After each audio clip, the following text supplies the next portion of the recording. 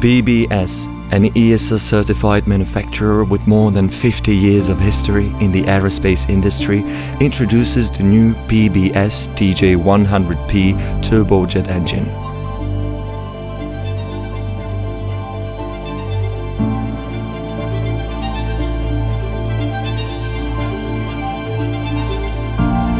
The new engine is a fuel-lubricated version of the successful and world-proven PBS TJ100 engine with 1,100 units already sold.